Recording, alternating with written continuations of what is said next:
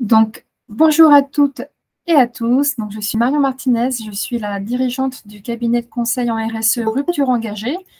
Avec Rupture Engagée, on accompagne les TPE, PME à mettre en place une démarche RSE, la structurer, la déployer, puis la faire vivre.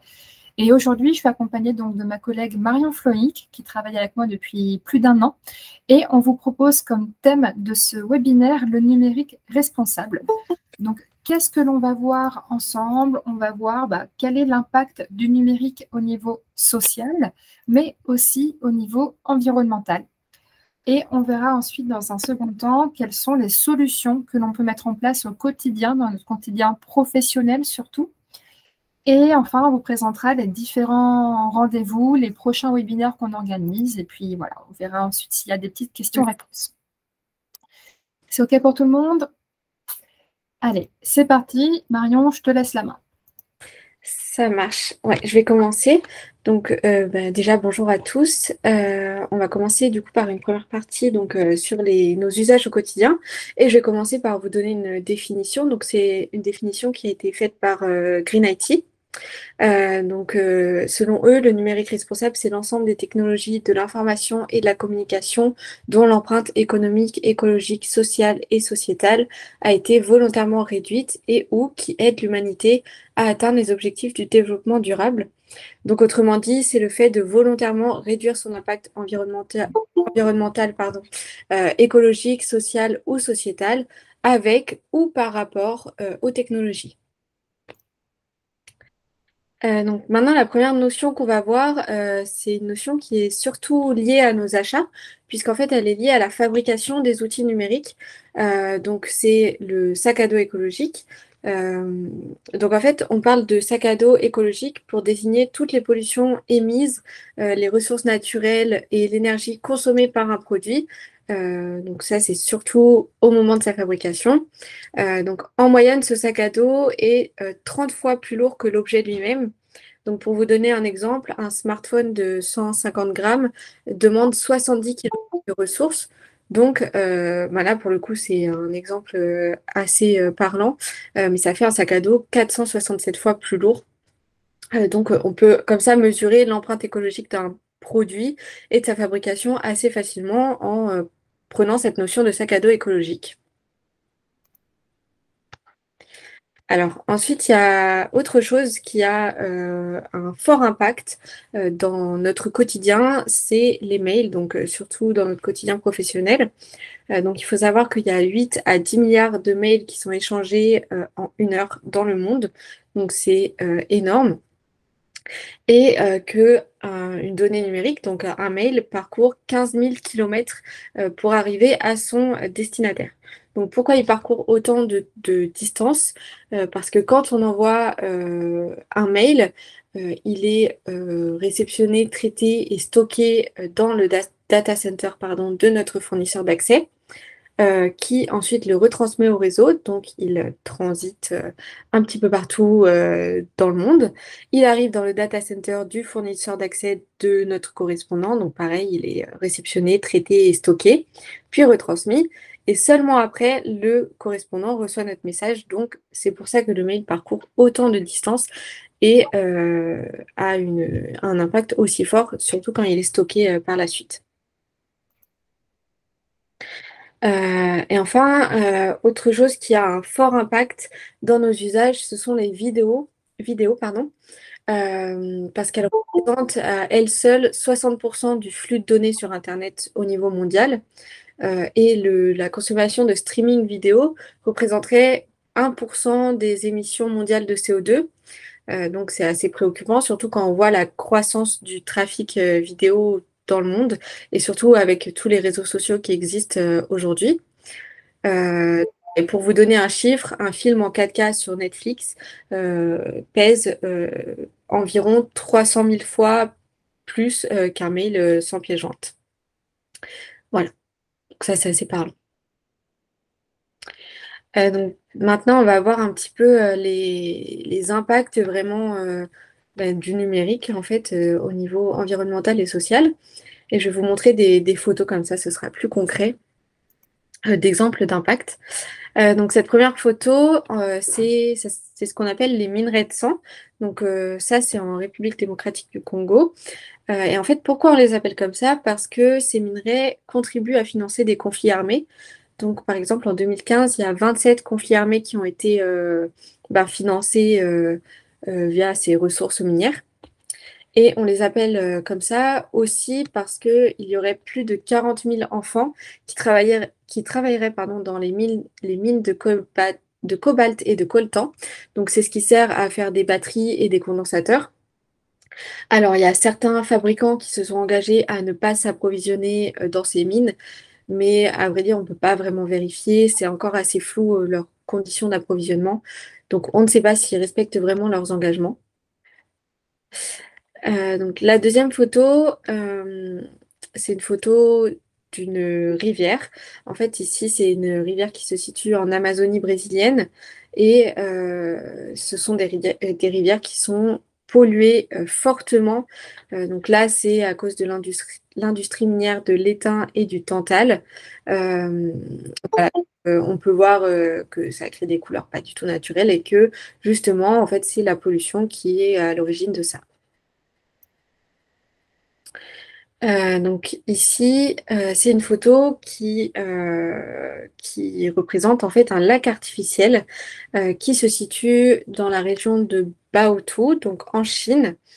Euh, Parce qu'en fait, là-bas, il y a de nombreuses usines donc, qui entraînent des problèmes au niveau des rejets toxiques en fait, dans l'air, l'eau et les sols. Donc ça, ce lac artificiel, il a été créé spécifiquement pour les usines de traitement des terres rares, pour qu'elles rejettent chaque jour des tonnes et des tonnes de boue et de déchets empoisonnés. Alors, pourquoi elles rejettent autant de boue et de déchets? Parce que pour purifier des terres extraites, il faut les laver à grande eau, donc c'est comme ça qu'on dit. C'est-à-dire qu'il faut utiliser minimum 200 mètres cubes d'eau pour purifier une tonne de roche. Et il faut 10 opérations de raffinage pour obtenir un minerai propre. Donc, ça crée une consommation d'eau folle. Et donc, cette eau polluée, il faut la mettre quelque part. Donc, ils ont créé un lac artificiel. Voilà, et justement, ça crée aussi des problèmes de santé publique parce que justement, cette ville de Baotou, il y a un taux de radiation qui est tellement élevé que le taux de mort par cancer est de 70%. Donc, en fait, c'est des régions qui sont totalement désertées. Voilà. Et enfin, la dernière image, c'est une image de décharge à ciel ouvert. Euh, Parce que justement, plutôt sur la fin de vie des appareils, il y a un rapport de l'ONU qui a évalué que 75% des déchets électroniques échappent aux filières légales de recyclage et donc sont exportés illégalement, bien sûr, en Chine, en Inde ou en Afrique. Et ils terminent leur vie dans des immenses décharges à ciel ouvert, comme ce qu'on voit sur la photo. Et pour les déchets qui parviennent jusqu'aux filières de recyclage, certains, leur design empêche de récupérer les matières premières. Et donc, il y a beaucoup de métaux qui ne sont pas recyclés, en fait. Voilà. Et donc, le numérique a aussi des conséquences psychologiques, bien sûr. Donc, la première conséquence, c'est ce qu'on appelle l'obsolescence psychologique. Euh, Là, on a mis une pub de la marque Apple parce qu'ils sont très forts pour donner envie d'acheter. Et justement, l'obsolescence psychologique, c'est le fait de vouloir changer souvent de téléphone ou d'équipement parce que c'est à la mode et qu'on nous le vend comme si on en avait besoin. Et donc, ça a créé des achats qui ne sont pas forcément utiles et donc qui augmentent les pollutions. Autre chose, il y a plusieurs articles universitaires qui ont mis en avant des liens entre l'usage du numérique et plus particulièrement les réseaux sociaux et la dépression, et donc plus souvent d'ailleurs chez les préadolescents et les adolescents. Et on peut aussi parler d'addiction. Après, dans l'autre sens, il est important aussi de faire remarquer que la déconnexion nombreux bénéfices. Donc, selon les études aussi, donc là, c'est une étude du cabinet Elias. Donc, ces bénéfices, pardon, c'est moins de risque de surcharge cognitive et émotionnelle, moins de fatigue, moins d'excitation, moins d'anxiété sociale, entre autres, il y en a d'autres. Euh, donc voilà, il y a des bénéfices à se déconnecter. Et enfin, on a mis une photo du métaverse parce que ça peut être les dérives du numérique. Justement, c'est un petit peu l'inconnu et surtout au niveau social, on ne sait pas vraiment où est-ce que ça va mener et quelles dérives vont arriver potentiellement à cause de choses comme ça. Hmm. Super Marion, bah, écoute, merci pour cette première partie d'introduction qui permet de comprendre un peu les impacts. Tu l'as dit là un petit peu en conclusion, la déconnexion, le moins, moins, moins, c'est peut-être ce qu'il faut chercher à viser finalement. Donc là, on va parler dans une troisième partie des solutions existantes qui sont faciles à mettre en œuvre. Donc déjà, quand on parle de moins, moins, moins, on parle d'un mot qui est très à la mode en ce moment, c'est la sobriété numérique. Donc, qu'est-ce que la sobriété numérique concrètement? Bah, c'est une démarche qui vise à réduire l'impact environnemental du numérique en limitant ses usages. Donc, en gros, ça consiste à réfléchir tout simplement à la nécessité de ces équipements numériques avant de les acheter ou de les jeter. Donc voilà, le terme de sobriété, hein, on en entend beaucoup parler en ce moment. Ça a été abordé pour la première fois dans un rapport du GIEC, dans son dernier rapport qui est sorti en avril.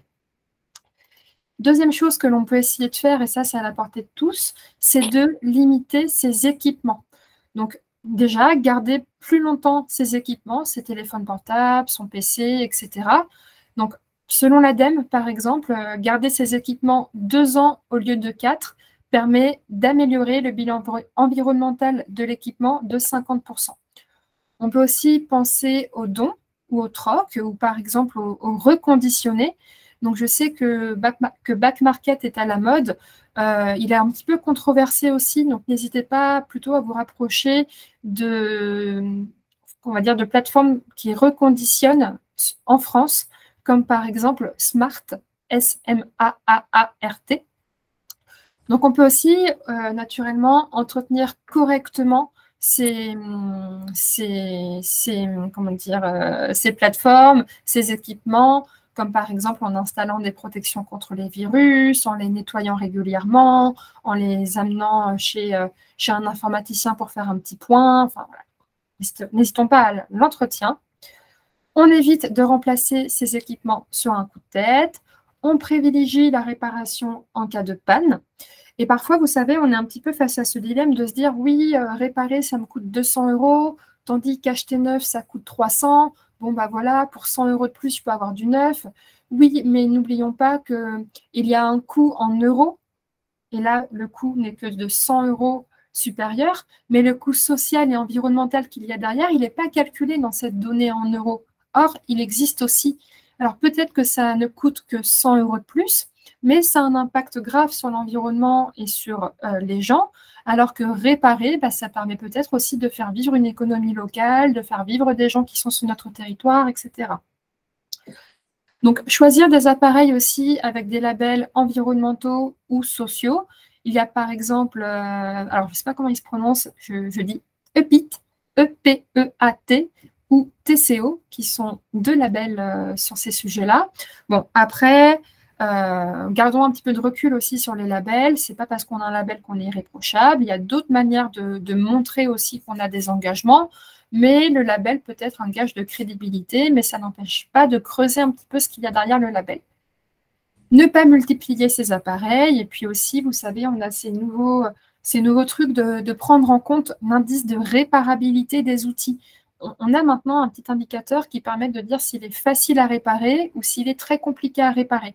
Ça aussi, ça peut vous aider à prendre votre décision. Et on peut aussi choisir du matériel qui a un haut niveau de durabilité et de réparabilité afin qu'il puisse vivre longtemps. Donc, il y a une marque de téléphone qui est assez connue pour ça. Vous connaissez peut-être, c'est Fairphone, qui finalement, même s'ils ne sont pas irréprochables, mais finalement, qui peut prétendre l'être? Fairphone, c'est un téléphone où on peut changer très facilement le téléphone, l'appareil photo, changer très facilement la batterie, changer très facilement tout ce qui est un petit peu cassé quand ça l'est. Ça n'oblige pas à tout changer. Autre petite astuce, c'est de limiter sa consommation d'énergie. Donc, l'ADEME nous a donné quelques petits conseils. Déjà, ne pas laisser ses appareils allumés en permanence et même en veille, ça consomme. Donc, nous, par exemple, au bureau et puis même à la maison, on utilise les multiprises que l'on peut allumer et que l'on peut éteindre. Et tous les soirs, on éteint les multiprises où sont connectés les PC, les écrans, même s'ils sont en veille et débranchés. On peut aussi déconnecter la box Internet. Voilà. Tout ça, c'est des petits gestes faciles qui permettent, même à la maison, de faire des économies d'énergie.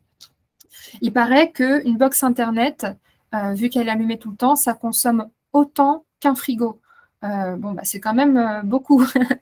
On peut aussi penser à fermer tous les onglets Internet qui sont inutilisés parce que s'ils sont en fond, en arrière-plan, ils vont se rafraîchir, ils vont être là, ils vont consommer de l'énergie et de l'espace. Ne pas imprimer ce qui n'est pas forcément utile. Donc ça, c'est peut-être un réflexe qu'on a depuis quelque temps, d'aller vers des zéro papier. Ne pas imprimer et ne pas stocker non plus ce qui est inutile parce que si on n'imprime pas et que finalement on le stocke dans un fichier, ça consomme aussi. Donc, il faut trouver ce juste milieu. C'est jamais tout blanc, tout noir. Mais tout ce que l'on peut éviter d'imprimer, de stocker, hop, on le supprime, on l'archive et ça permettra déjà de réaliser des économies. On peut aussi régler notre ordinateur et nos smartphones en mode économie d'énergie, réfléchir avant d'imprimer, voilà, brancher sur une prise interrupteur comme on l'a dit. Voilà. Après, pour les mails, donc Marion vous l'a dit en introduction, on ne s'imagine pas tous ces allers-retours des données, des datas qui partent parfois à l'autre bout du monde pour arriver chez notre collègue qui est dans le bureau juste en face. Donc déjà, on peut s'entraîner à cibler les destinataires. On a parfois le réflexe de mettre répondre à tous, de mettre tout le monde en copie pour information. Voilà, on réfléchit bien à est-ce que c'est important que la personne reçoive le mail. On évite de mettre des pièces jointes aussi, c'est-à-dire qu'on peut peut-être plutôt partager un lien d'accès vers un drive plutôt que de mettre le fichier en pièce jointe directement, surtout s'il est lourd avec beaucoup d'images, beaucoup de contenu.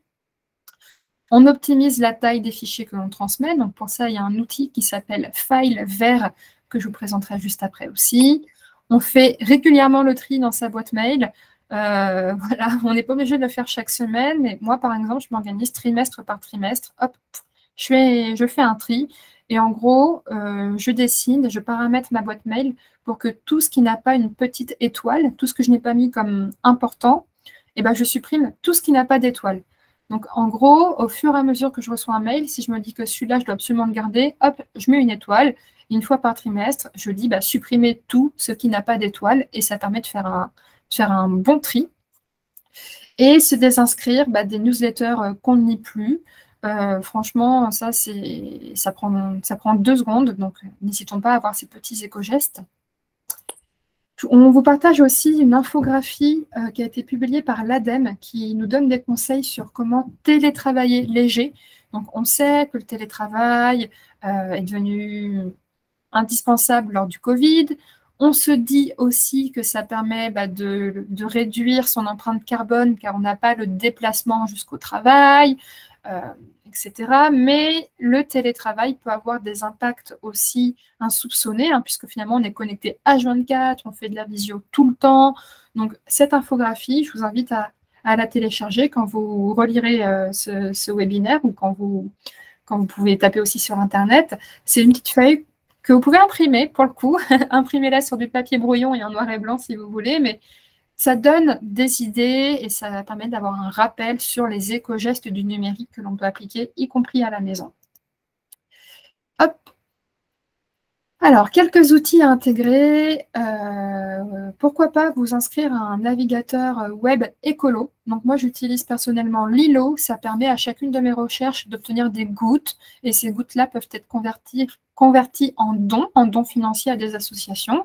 Après, on a aussi Ecosia, qui, je crois, est un petit peu plus précis et qui permet de planter des arbres. Donc, voilà. Ça aussi, ça prend 2 secondes top chrono que d'installer un nouveau moteur de recherche.